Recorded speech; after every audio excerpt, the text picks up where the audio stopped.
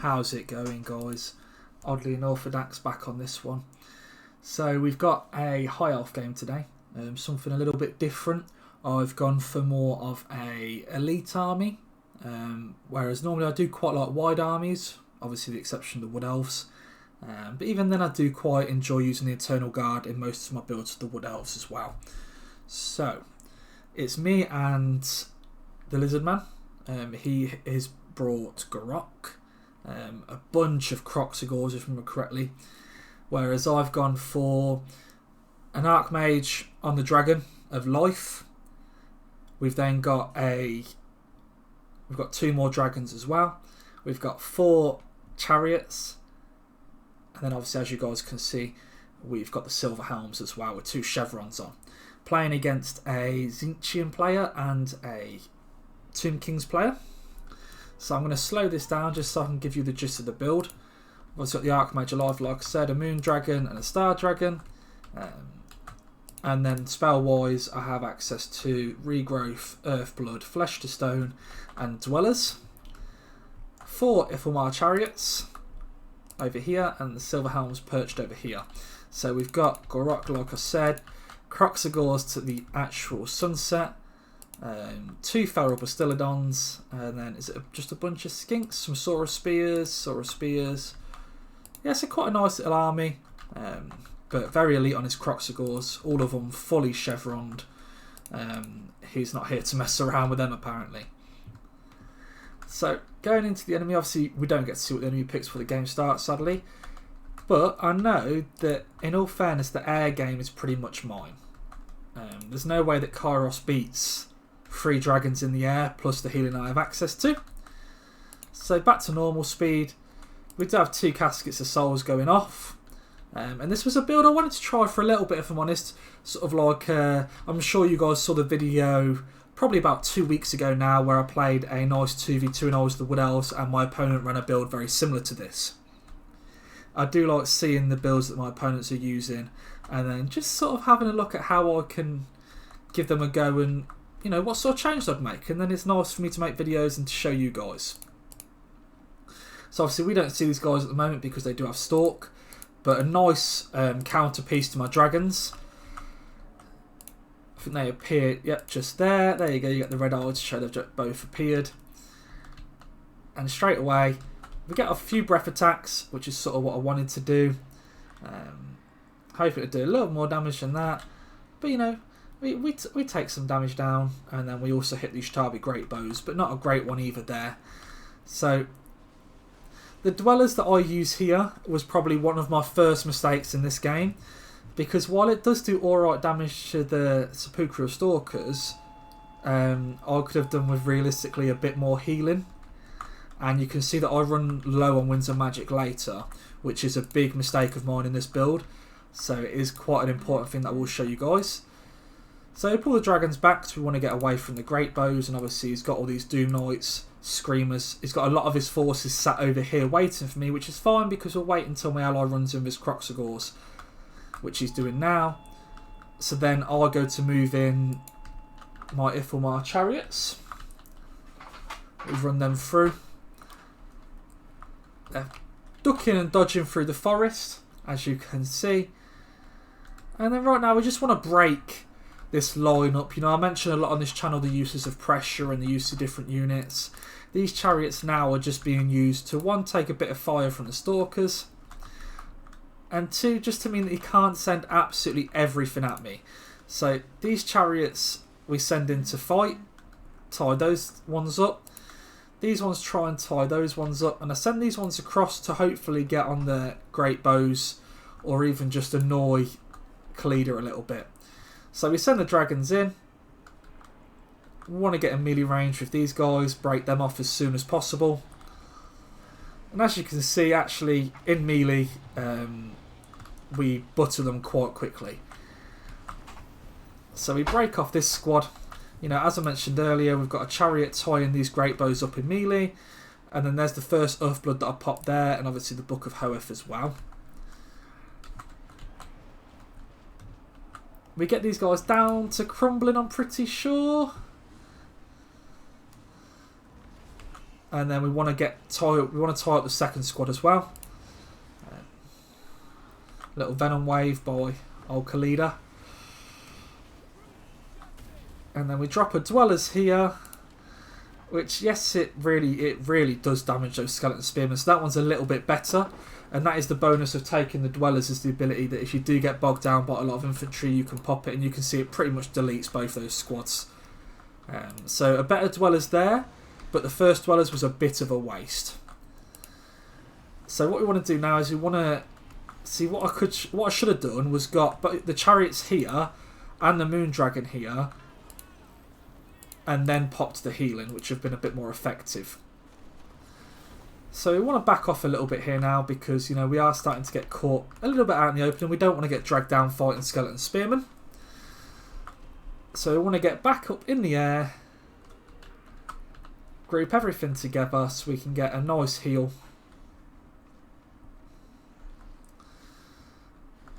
Now the next play for me was I wanted to try and snipe a Lord.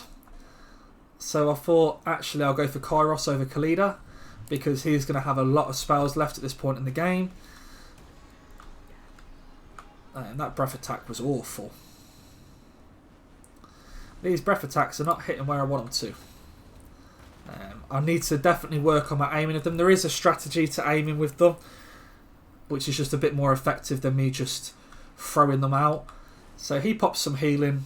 He pops a regrowth on his Ishtabi Great Bows, obviously coming from Kairos. And then I pop some healing, which has healed me a bit there. The Casket of Souls I'm happy to take fire from. The Chariots are running through there. He's using Arcane Surge. And then I decide, actually, I want to get involved. So the Kroxigor player, he has formed a nice little group, but his Kroxigors are very damaged. And then at this point I've managed to catch Kairos in a sort of group fight that he really does not want to be in. This is not a good fight for most Lords, and Kairos, while he does have the ability to stay alive a little bit better with his sort of damage reduction and his healing, this is not a great fight for him to be in. So I'm pretty sure we pop some more healing in a second to keep the Archmage alive. And as you can see, I'm really playing on a razor's edge because I really want to take Kairos with me. He does the little bait where, if you're fighting something in the air, but you've got a better chance of winning on the ground because you've got better troops on the ground. So he tries to go down to force me to land, but I refuse to land with him. And then as you can see, some healing by myself, as in pop to regrow, stuff like that to get some HP back. We pull away and then we take the fight with the Doom Knights. More than happy to try and chunk out these Doom Knights, do as much damage to them as possible. The big thing about playing versus Cinch units is making sure that if you do take a fight with the unit, that you kill them there and then. You don't want to give them the option to run off, get their shields back and then come back again. We pop an Earthblood there just to top our HP back up. And we are breaking through. There's two squads of Screamers here and the Doom Knights, so we are breaking through them slowly but surely. The Chariots are still being annoying, trying to stop the Ishtabi Great Bows from setting up and shooting me while I'm in the air. But as you can see, we're breaking through them. The values ain't bad on the Dragons, they are making their money's worth. And now we decide that actually we want to chase Kairos. As you can see, we catch him here. He's trying to make us land again in the Skeleton Spearman. But, it's fine if he wants to keep doing that, because at the end of the day, he can't really stay on the floor with Garrock around either. And as you can see, it's a lot of posturing here. Some breath attacks go down. I breath attacked Kairos, which was a huge waste. Another mistake by myself. It's important that I show you games that I might not play my absolute best in, so you guys can see if you do want to run this build where you could have run it better. So at this point we decide, we'll take the fight with Kairos on the floor. We tie him down, and then I'm pretty sure if we fast forward, you can see that Kairos does end up losing this fight. And I'm pretty sure we do kill him here. He doesn't get to come back. And there you go, Kairos is dead. The Casket of Souls got shut down as well. But they have got a lot of bodies on the floor still. These Doom Knights have come back. Absolute nuisances. We try and rally our Dragons up. The Dragons are taking a fair amount of damage now. And then I want to shut down these pink horrors who are very healthy. So we get into these guys. And you know, we are starting to really put some damage on them, but the great bows are hurting.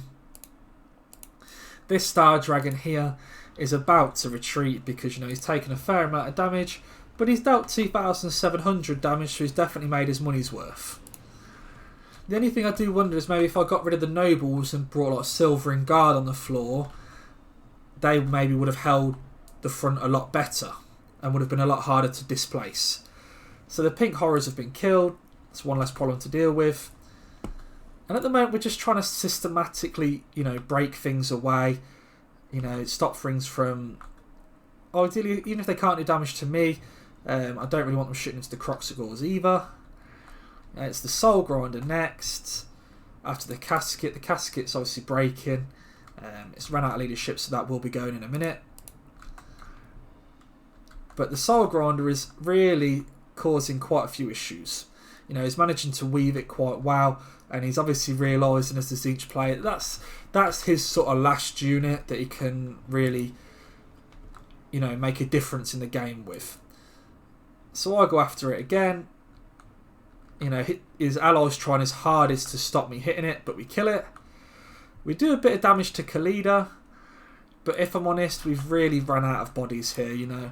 Those great bows have still got 6 shots in them. They've still got a Tomb Guard here. Gurok's very tanky, but I've run out of magic to heal. And I probably could have used the Dwellers earlier and spent that on healing instead. So definitely a thing to make sure you keep enough magic for the late game, not just use it all early. Yeah, we managed to upset them as much as possible here. But, you know, my Lord dies here to the great bows. We've got 1 Star Dragon left, and really just Gurok. Now, I'm not going to end it here because I want to really show how well Gurok does. So he's on 121 kills, and he just puts absolute work in. You know, he's raking up the kills, chopping through the Tomb Guard, and if we fast forward even more, you'll see that he really does. You know, he puts damage on Khalida every time she comes near. He's racking up the kills. Really quite impressed with Gurok. I've not used him before, but I think I might make a video on him soon and maybe get a gameplay video out there. We're going to fast forward it so you can see it to the end because we like to play it to the end. You know, it's a bit more interesting for you guys to see. He runs his great bows in just to try and get everything on top of Gurok and break him, but as you can see, losses are going to set in soon and he's going to break. But very, very good solo effort by Gurok here. Really quite impressed with his final last stand. You can see he's quite close to being able to break the leadership, but sadly we lose ground and his leadership disappears. Now let's have a look at some of the values that I'd like to show you guys to see what I think we could do better. The chariots were not great for me. I definitely think I'd maybe bring some more bodies on the ground. Lothran Seaguard, Silvering Guard maybe. Still keep maybe 2 squads of Silver Helms, but the dragons I think made their money's worth. Really put in quite a lot of work, killing high quality units instead of going after just any old things. And they shut down these stalkers from the get-go. But this has been oddly unorthodox. You know, you guys have got any ideas, any build ideas that you want to share, make sure you share it across to me, leave comments, and I'll catch you on the next one.